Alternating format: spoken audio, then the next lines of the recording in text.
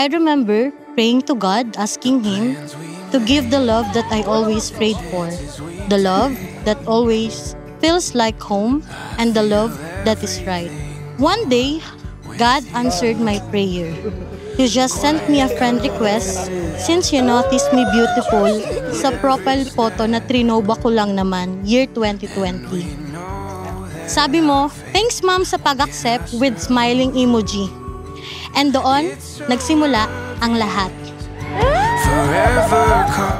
Una sa lahat, nagpapasalamat ako sa Panginoon na ikaw ang pinagpaloob sa akin. Bagaman magkaiba ang ating relihiyon, ay hindi ito naging hadlang o problema sa ating relasyon dahil ang Panginoon ang sentro ng ating pagmamahalan. It's the first day. It's the first page. Our story starts here.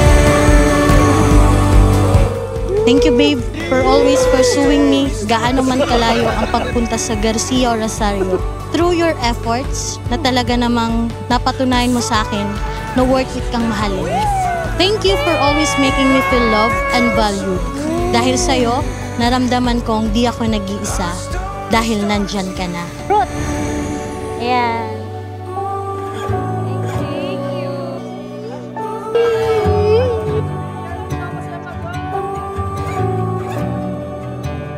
It's so obvious, forever calling us. It's the first day. Yeah, it's the first page. Our story starts here. Alam mo naman na ito yung pinakamagandang araw talaga para sa pinaghandaan mo talaga. So, sulitin mo na. At bukas na pangan na. Our story starts here. Nag-message, babe. I love you, babe. Wow, ang ganda. Dear babe, happy 2nd anniversary and I love you so much. Love you. Salamat sa pagkakataon, tiwala at oras na binigay mo sa akin upang patunayan sa iyo gayon din sa iyong mga magulang na mabuting aking intuition sa iyo at ikaw ang nais kong makasama habang buhay. And now, as I look you in the eyes, I can see with perfect certainty that our love is so sure and full of assurance.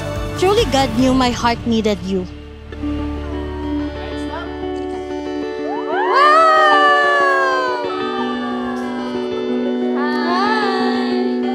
Ganda mo. Thank you. Thank you. Yun. Okay naman ito. Naku, napakaganda ng aking magiging misis. Yeah. Bakit ganito? Nakakaba pala pag ganito, no? Ayaw nga. Ayan. Ako'y mag-aasawa lang pero pamilya pa din tayo. Nandito pa rin kami nakaalalay. So yun. Iyong tatatagan ng iyong loob, ang iyong sarili at mahal na mahal kita. Love you, ma. Love you pa. Tapos na ang pagpili, kaya focus lang sa iyong napili. Nag-iisa lang. Nag-iisa. Kung nandito ang aking ama ay sobrang saya niya. At ako'y matagal nang hinihintay na ako'y mag-asawa. God is working with man through woman. Ibig sabihin ito, Louie, God is working with you through Wela.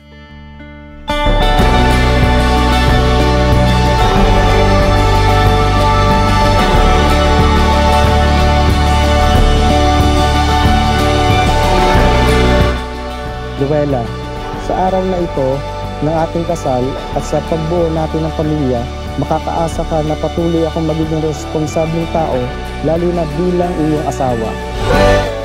With you, I've learned that love is not just a feeling. It's a choice and commitment. I will choose to love you not for who you are, but for all you will become.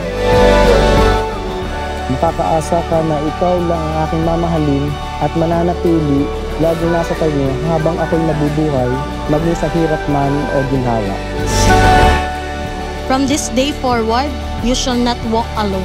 My heart will be your shelter, and my arms will be your home. In time of sorrow, I will weep with you. Your happiness will be my happiness, and your burden will be mine to share. Muli, ako ay nagpapasalamat sa Panginoon na ikaw ang pinagkaloob sa akin. Mahal na mahal kita, Luella. I am so blessed to be your wife. I love you today, tomorrow, and until that day comes to eternity. May God truly bless our marriage.